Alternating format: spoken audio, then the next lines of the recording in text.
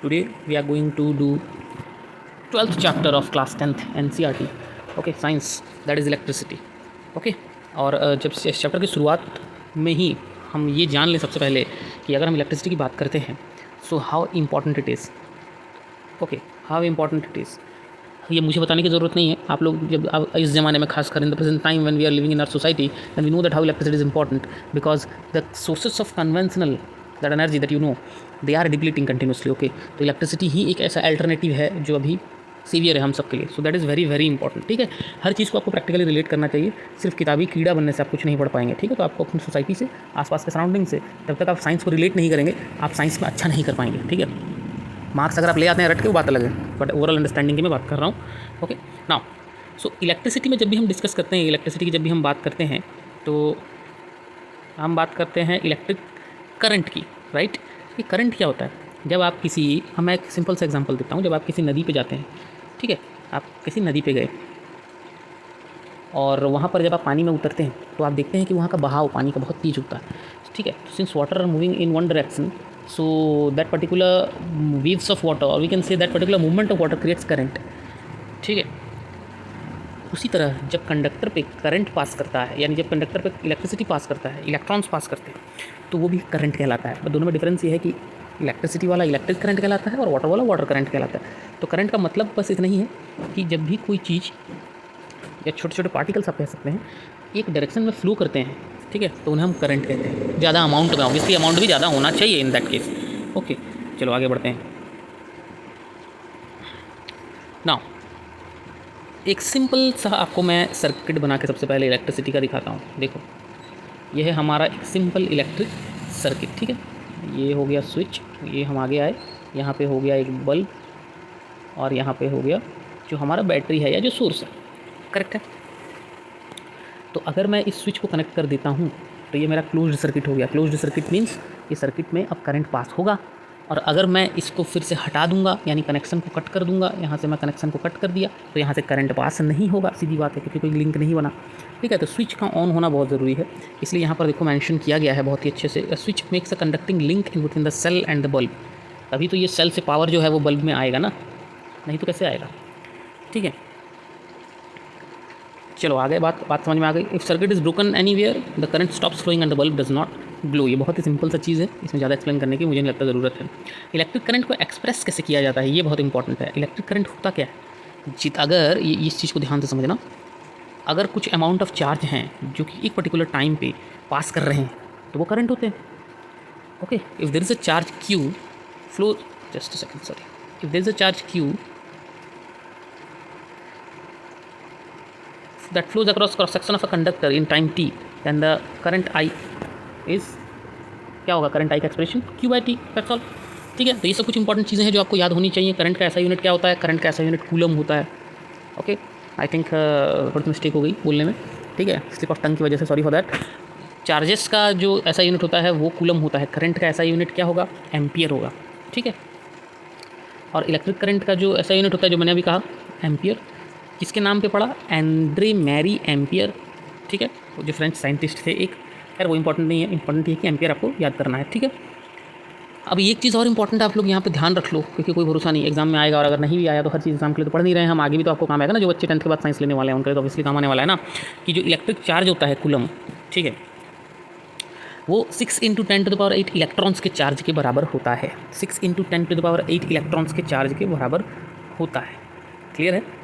ठीक है, अब देखो इसको लिखने का तरीका क्या है. 6 × 10⁸, इसको लिख सकते हैं 1.6 × 10⁻, ये वैसे 8 नहीं है, 18 है, सॉरी, 10⁻−19. ठीक है, ये -18 है, ये -19 है. लिखने का तरीका क्या है, जब भी हम साइंस में साइंटिफिक कैलकुलेशंस या नोटेशंस या नंबर्स लिखते हैं तो हम हमेशा एक डेसिमल देने का ही कोशिश करते हैं. ये एक अप्रोप्रिएट तरीका होता है साइंटिफिक नंबर्स को लिखने का.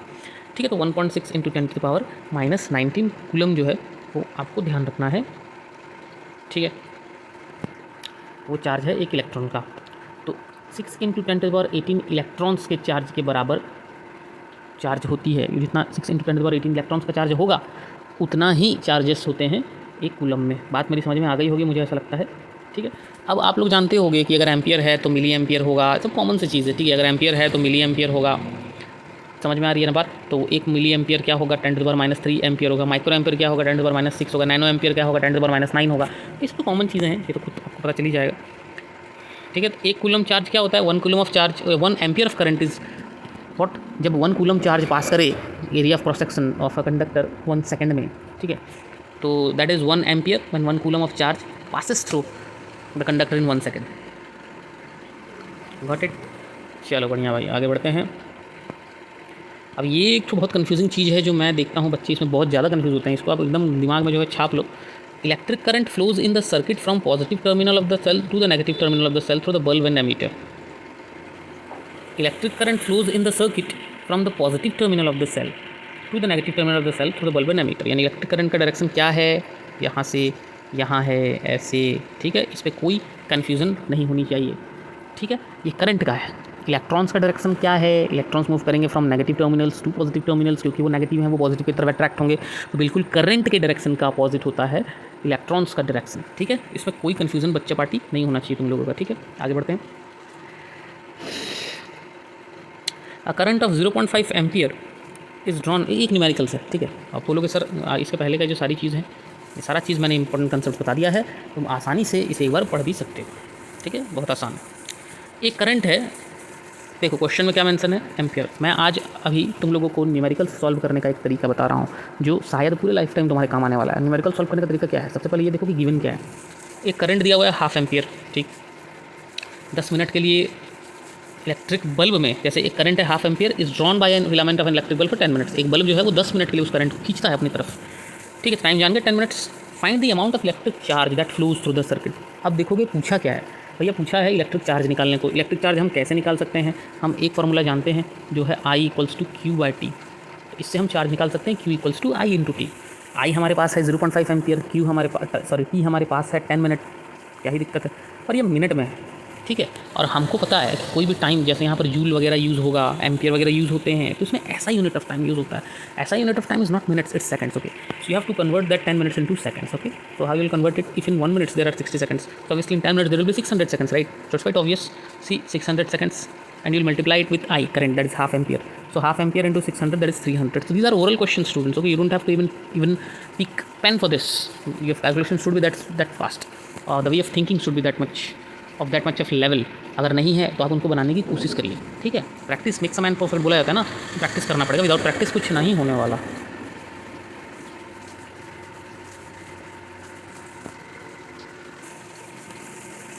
So what does an electric circuit mean and define the unit of current, calculate the number of electrons constituting 1 coulomb of charge। ये सारा क्वेश्चन अभी मैं बताया। ठीक है ना बच्चे लोग, तो इन क्वेश्चंस को आपको सॉल्व करना है।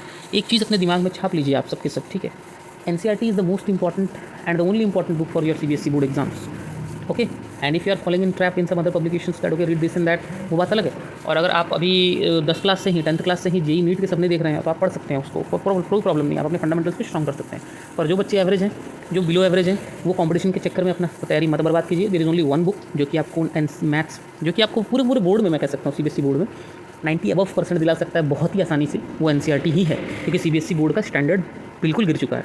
ठीक है, उसमें मार्क लाना कोई मुश्किल बात नहीं है। ठीक है, तो इसमें NCERT आराम से आपको पास कराएगा, साथ ही साथ बहुत अच्छे मार्क्स भी देगा। ठीक है, तो ये क्लियर बात है। शायद कुछ लोगों को बुरा लगे, बट ये क्लियर कट बात है। NCERT के हर क्वेश्चंस को आपको करना है। अगर आपने NCERT को इग्नोर किया तो 10th में दिक्कत होने के चांसेस बढ़ जाते हैं। What does N electric circuit mean? Electric circuit क्या होता है? Electric circuit is a connection in between the supply, that is battery, okay, and the conductor जो उसे कनेक्ट करता है। ठीक है, अगर आप चाहें तो इसका डेफिनेशन देखना चाहते हैं तो डेफिनेशन यहाँ से आप देख सकते हैं। Okay, what is an electric circuit?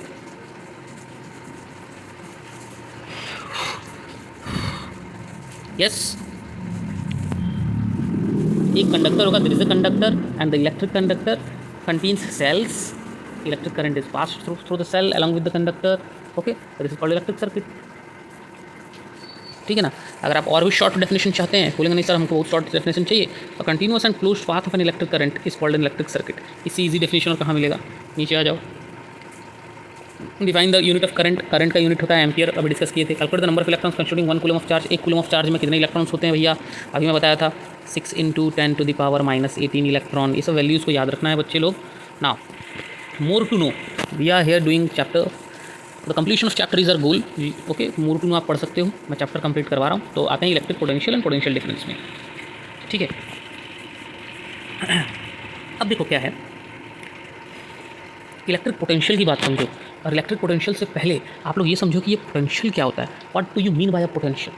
For example, I am having 2 containers of water, यहाँ तक इस कंटेनर में वाटर यहाँ तक फिल्ड है, और दूसरे कंटेनर में वाटर जो है वो यहाँ तक फिल्ड है, ठीक है। और मैं अगर इन्हें कनेक्ट करना चाहता हूँ, मैं इन दोनों को कनेक्ट करता हूँ, ठीक है, तो वाटर कहाँ से कहाँ फ्लो करेगा?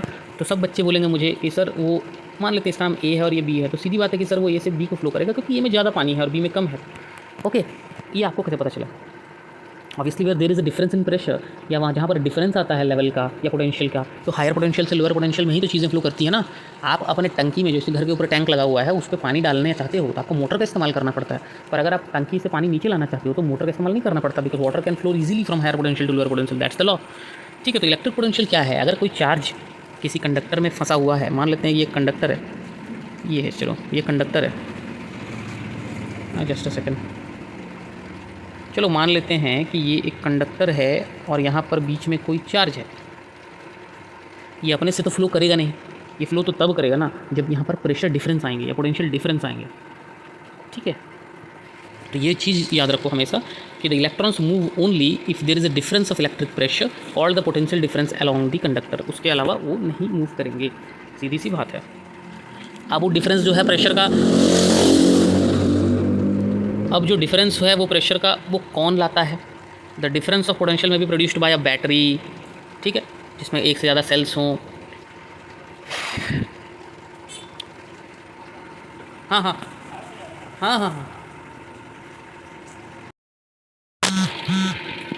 तो सीधे सीधे शब्द में अगर हम बोलें तो इलेक्ट्रिक पोटेंशियल 2 पॉइंट के बीच क्या होता है? ये देखो, electric potential between 2 points is an electric circuit, in an electric circuit carrying some current as the work done to move a unit charge from one point to another। अगर दो charge हैं, एक है यहाँ A में और दूसरा है B में, या मैं ये कह सकता हूँ 2 पॉइंट है A और B और चार्ज को मूव करना है फ्रॉम A टू B, तो कुछ तो काम करना पड़ेगा ना, कुछ वर्क करना पड़ेगा इन ऑर्डर टू उसको मूव करने के लिए। That work is done by electric potential, ठीक है। अगर तुमको मैं प्रैक्टिकल एग्जाम्पल दूँ इलेक्ट्रिक पोटेंशियल का, तो तुम्हारे घर में जो बैटरी होती है, ठीक है, जो बैटरी होती है वो क्या काम करती है? द डिफरेंस ऑफ पोटेंशियल में भी produced by a battery consisting of 1 और मोर इलेक्ट्रिक सेल्स। जो केमिकल एक्शन होता है उनके बीच, वो सेल के बीच पोटेंशियल डिफरेंस जनरेट करते हैं जिससे कि करंट पास होता है। और जब करंट पास हो रहा होता है, चलता रहता है ये प्रोसेस कंटिन्यूसली, तो उनके अंदर जो केमिकल होते हैं वो खत्म हो रहे होते हैं और एक टाइम आता है जब बैटरी हमारी खत्म हो जाती है, ठीक है। So in order to maintain the current in a given circuit, cell has to expand its chemical energy stored in it. Cell को अपनी केमिकल एनर्जी को लगातार करना पड़ता है वैसा स्पेंड, जिससे कि हमारा जो पोटेंशियल डिफरेंस मेंटेन रहे और करंट का फ्लो कंटिन्यूस रहे। इसलिए हम कहते हैं कि अरे भाई बैटरी बेकार हो गई, खत्म हो गया, फिर दूसरा बैटरी लगाते हैं, क्योंकि उसके अंदर की केमिकल एनर्जी खत्म हो चुकी है ना मेंटेन करने में उस पोटेंशियल डिफरेंस को, तभी तो करंट फ्लो कर रहा था, ठीक है। मेरे हिसाब से आप लोगों ने ये बात समझ ली होगी, और ये उसका मैथमेटिकल डिनोशन जो है, मैथमेटिकल फॉर्मूला कह सकते हैं, V=W/Q, क्योंकि वर्क डन हो रहा है पर यूनिट चार्ज, ठीक है। तो ऐसा यूनिट क्या होगा पोटेंशियल का, इलेक्ट्रिक पोटेंशियल डिफरेंस का? वो है वोल्ट। याद रखना बहुत इंपॉर्टेंट है। आप जानते हो वो ये W यानी वर्क का क्या होता है? जूल। और चार्ज का क्या होता है? कूलम। यानी वोल्ट जो हो गया वो 1 जूल पर कूलम हो गया ना, ये आपको याद रखना है। 1 volt equal to 1 joule per coulomb. यानी हम क्या बोलेंगे कि 1 वोल्ट का पोटेंशियल एनर्जी क्या है या पोटेंशियल डिफरेंस क्या है? अगर हम 1 कूलम ऑफ चार्ज को एक जगह से दूसरे जगह ले जाने के लिए 1 जूल ऑफ जो वर्क डन लगाते हैं, तो वो होता है हमारा 1 volt of potential difference. You can read that definition from here also. By the way, I've already explained you this thing, so I think this thing is quite clear now, ठीक है। चलो भाई, पोटेंशियल डिफरेंस को measure किया जाता है volt meter से, और अगर वोल्ट मीटर की बात हो रही है तो मैं एक और चीज़ की बात करता हूँ, वो होता है एमीटर, ठीक है। यहाँ वोल्ट मीटर से होती है पोटेंशियल डिफरेंस को मेज़र किया जाता है। तो करंट को किससे मेज़र किया जाता है? करंट को मेज़र किया जाता है एमीटर से, एमीटर से, ठीक है। चलो आगे बढ़ें। How much work is done in moving a charge of 2C यानी 2 coulomb across 2 points having a potential difference. यहाँ पर देखो क्या क्या चीज़ें गिवन है। पोटेंशियल डिफरेंस, यहाँ पर देखो पोटेंशियल डिफरेंस गिवन है, चार्ज गिवन है, निकालना है वर्क। तो हम जानते हैं V=W/Q, तो work equals to V/Q, work equals to V/Q। That's so simple, निकालो आंसर, काम खत्म। V=12, Q=24। अब इसके लिए भी तुम पेन पेपर यूज़ करोगे क्या? These are some common questions and very easy one. Name a device that helps to maintain a potential difference across a conductor. तो वो डिवाइस क्या है बच्चों? वो डिवाइस है, इससे लिखते हैं ज़्यादा क्लैरिटी से समझ में आएगा। और वो डिवाइस है बैटरी, ठीक है, या cell. What is mean by saying that the potential difference between 2 point is 1 volt, बता चुका हूँ। How much energy is given to each coulomb of charge passing through 6 volt battery. अब 6 वोल्ट बैटरी है, coulomb एक, coulomb एक है, ठीक है ना। देखो इसको कैसे करेंगे, हम जानते हैं 1 या volt is equals to W/Q। यहाँ ऑलरेडी गिवन है कि 6 वोल्ट है और कूलम एक है, बिकॉज 1 लिखा है ना, ईच कूलम ऑफ चार्ज 1 है, ठीक है। इसको थोड़ा सा हम स्ट्रोक को इंक्रीज़ करते हैं, जस्ट अ सेकेंड। हाँ, तो W क्या होगा, W क्या होगा, 6 × 1 होगा, यानी एक जूल ही होगी ना, 6 जूल, तो 6 जूल इसका आंसर होगा। तो बहुत सिंपल है, क्लियर है। चलो आगे बढ़ें, सर्किट डायग्राम में आते हैं। और इस सर्किट डायग्राम में जब भी आप आओगे पढ़ोगे तो उसमें इन सिंबल्स को ध्यान रखना है, ठीक है। ये जैसे है हमारा सर्किट डायग्राम। सर्किट डायग्राम जब हम बनाते हैं तो उनमें इन सिंबल्स का बहुत यूज़ होता है। ये इलेक्ट्रिक सेल है, ये एक इलेक्ट्रिक सेल है, ठीक है। और अगर उन सेल्स को हम कंबाइन करते हैं, कॉम्बिनेशन ऑफ सेल्स हो जाते हैं क्या, बैटरी। प्लग की या स्विच को दिखाने के 2 तरीके हैं, ये ऑफ स्विच है, ये ऑन स्विच है। तुम चाहो तो ऐसे भी दिखा सकते हो, ये ऑफ स्विच है और ये ऑन स्विच है, तो कनेक्टेड है ना, ठीक है। ये वायर जॉइंट है, जहाँ वायर में जॉइंट हो रहा है। अगर वायर क्रॉस कर रहे हैं एक दूसरे को बट जॉइन नहीं कर रहे हैं तो उसको हम डिनोट करते हैं इससे, ठीक है। बल्ब को अगर आपका ड्राइंग आर्ट्स, ठीक है ना, बहुत ही अच्छा है तो आप ये बना सकते हो, अदरवाइज हम जैसे लोगों के लिए तो भाई यही काफ़ी है, बल्ब का सिंबल, ठीक है। रजिस्टर को हम डिनोट करते हैं इससे। पर अगर मैं रजिस्टर को चेंज कर रहा हूँ या रजिस्टर को इंक्रीज़ और डिक्रीज़ कर सकता हूँ अकॉर्डिंग टू माई कन्वीनियंस, तो उसको हम दिखाएंगे ऐसे वेरिएबल रेजिस्टेंस, ठीक है, या रियोस्टैट। अगर आप फिजिक्स लैब चाहते हो, फिजिक्स लैब में आपके टीचर्स ने आपको रियोस्टैट दिखाया है तो बहुत अच्छी बात है, उससे रिलेटेड एक्सपेरिमेंट्स भी आप लोगों को करना चाहिए। एमीटर, ये ए लिखा हुआ होगा, वोल्टमीटर में बी लिखा होगा, ये तो बहुत ही आसान है समझने के लिए, ठीक है। तो ये इलेक्ट्रिक सर्किट के कुछ कंपोनेंट्स थे जो मैंने आप लोगों को अभी बताया। आगे हम सबसे मोस्ट इंपॉर्टेंट लॉ जो है इस चैप्टर का वो करने वाले हैं और वो है ओम्स लॉ, ठीक है। ओम्स लॉ 2 चीज़ों के बीच का रिलेशन है। सबसे पहले तो क्या, पोटेंशियल डिफरेंस और करंट के बीच का रिलेशन, दैट्स ऑल। ये मैं इसके स्टेटमेंट को अंडरलाइन या हाईलाइट कर रहा हूँ। The potential difference across the ends of a given metallic wire in an electric circuit. एक इलेक्ट्रिक सर्किट में जो पोटेंशियल डिफरेंस है वो उस सर्किट से पास कर रहे करंट से डायरेक्टली प्रोपोर्शनल होगा अगर टेम्परेचर उस सिनेरियो में सेम है। तो टेम्परेचर चेंज हुआ तो लॉ पूरा गड़बड़ हो जाता है, चेंज नहीं होता है, मतलब कि काम नहीं करता है हमारा लॉ, ठीक है। इसे कहते हैं ओम्स लॉ। तो मैथमेटिकली अगर हम लिखना चाहें इसे, मैं थोड़ा सा जूम करता हूँ, ये देखो यहाँ पे ध्यान से। मैथमेटिकली अगर आप लिखना चाहो तो V is directly proportional to I, तो V/I is equals to V/I is equals to constant हो जाएगा और वो कॉन्स्टेंट है R, दैट इज़ रेजिस्टेंस। तो कहने का मतलब V is equals to IR, ये हमारा जो है स्टेटमेंट है, V is equals to IR, where V is the potential difference across this conductor, I is the current flowing through the conductor और R is the resistance of the material. जो material में बना हुआ है वो resistance है, ठीक है। कुछ बच्चे अगर पूछेंगे, कन्फ्यूजन होगा, ऑब्वियसली होगा, नए पहली बार पढ़ रहे होगे तो, कि सर रेजिस्टेंस है क्या। रेजिस्टेंस का मतलब होता है जो चार्जेस को फ्लो करने नहीं देना चाहता। रेजिस्टेंस एक ऐसा टेंडेंसी है जो चार्जेस को अपने अंदर फ्लो करने नहीं देना चाहता, वो रिलक्टेंट होता है towards the flow. Property which is quite reluctant towards the flow, it doesn't wants that the charges will flow from the conductor, okay. तो resistance formula will be R equals to V/I। अगर V equals to IR है तो R equals to V/I में क्या ही दिक्कत है। बच्चे क्या करते हैं कि हर फार्मूला को अलग समझ के अलग अलग रट्टा मारते हैं। अरे एक अगर याद है तुमको, दूसरा तो आसानी से याद कर सकते हो ना, दोनों तो इंटर रिलेटेड ही है, तो कोई अलग फार्मूला तो है नहीं, ठीक है। अब देखो जनरल स्टेटमेंट 1 ओम का हम क्या कहते हैं, 1 वोल्ट का, वो ज़्यादा बेटर रहेगा समझना पहले तो। Potential difference across the 2 ends of a conductor is 1 volt and current flow is passing through the conductor is obviously 1 ampere when the resistance of the conductor is 1 ओम, ठीक है। या देन कह सकते हो अगर करंट पोटेंशियल डिफरेंस जो है 1 volt का है, करंट जो है 1 एम्पियर का है, तो ऑब्वियसली रेजिस्टेंस जो है वो 1 ओम का होगा, सीधी बात है, इसमें तो कोई बहुत बड़ा चीज़ नहीं है, ठीक है। नाउ अब हम चाहते हैं कि हमारे सर्किट में जो है वो फ्लक्चुएशन बना रहे, यानी हम अपने मर्जी से करंट को बढ़ाएं, करंट को घटाएं, तो उसके लिए हमको एक वेरिएबल रेजिस्टेंस चाहिए जिसको रियोस्टैट भी कहते हैं, ठीक है। तो मैंने अभी आप लोगों को थोड़ी देर पहले यहाँ पर दिखाया था, तो आई होप आप लोगों ने समझा था। ये रहा, आप इसको बढ़ाओ घटाओ अपने मर्जी से, आगे बढ़ाओ या चेंज करो, यहाँ लाओ, जैसा भी चेंज करो, इट्स अपॉन यू, ओके। चलो आगे बढ़ें।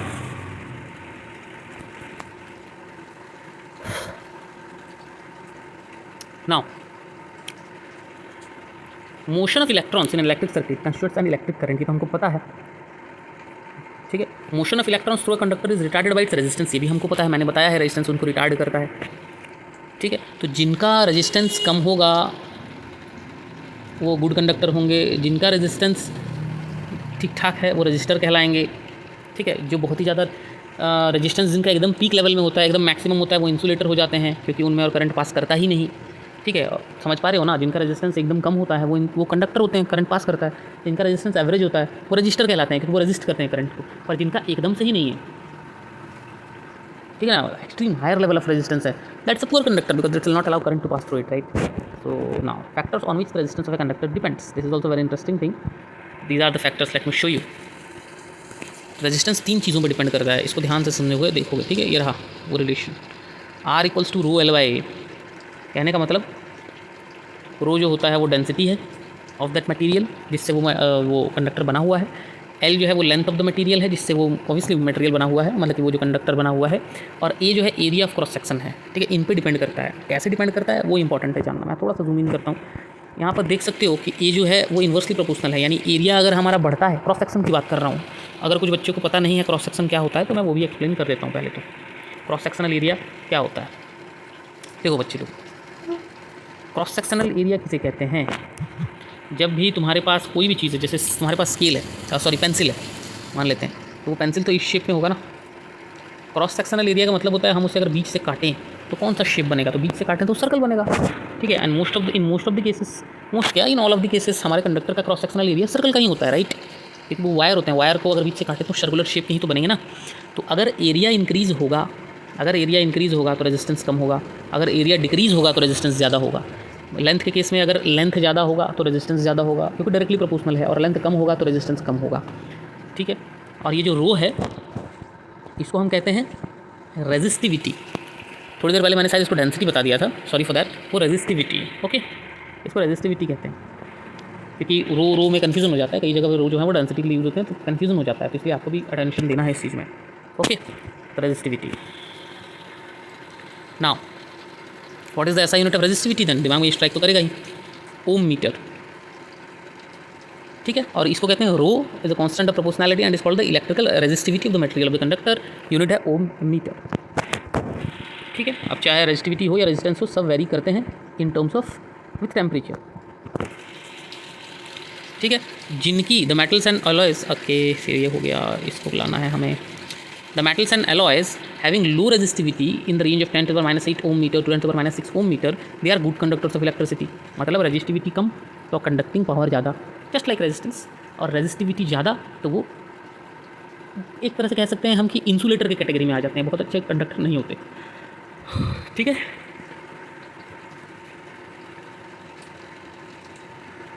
ओके, तो एलॉयज जो जिनको हाई टेम्परेचर से फ़र्क नहीं पड़ता वो यूज़ होते हैं इलेक्ट्रिकल हीटिंग डिवाइसेस में, आयरन में, टोस्टर में, जिससे कि सामने वाले को बर्न ना हो, डैमेज ना हो, ठीक है। और जो कंडक्टर्स बेसिकली, और जो मेटल्स कह सकता हूँ मैं, जो कंडक्टिंग पावर उनमें ज़्यादा होता है, ठीक है ना, रेजिस्टिविटी कम होता है, तो वो copper and aluminium are generally use for electric transmission lines. Basically conductors और कंडक्टिंग जो काम होते हैं कंडक्शन वाले, उनमें कॉपर और एल्युमिनियम ज़्यादा यूज़ होते हैं। आप चाहो तो इस टेबल से ओवरऑल एक रफ आइडिया निकाल सकते हो। सिल्वर का रेजिस्टिविटी, कॉपर एल्युमिनियम का देखो रेजिस्टिविटी क्या है, हाँ, मैंगनीज का कैसा है, कॉन्स्टेंट, एंड इंसुलेटर्स में भी आप देख सकते हो कि कितना रेजिस्टिविटी किस लेवल में ज़्यादा है। देखो इनमें -10 to the power -8 है, जबकि यहाँ पर देखोगे तो 10 to the power 10 है, 10 to the power 14 है। किस लेवल में, वहाँ तो चांस ही नहीं है करंट के पास करने का, ठीक है ना। Glass, hard rubber, ebonite, diamond, paper, कोई चांस नहीं है, okay. Now these are some numericals, very easy and very interesting, you can try that, okay। तो उसके बाद हम नेक्स्ट वीडियो में हम इनके न्यूमेरिकल्स और लेटर चैप्टर के जो लेटर पार्ट है वो कंप्लीट करेंगे। I hope till then everything is clear, okay, bye bye everyone, have a nice day.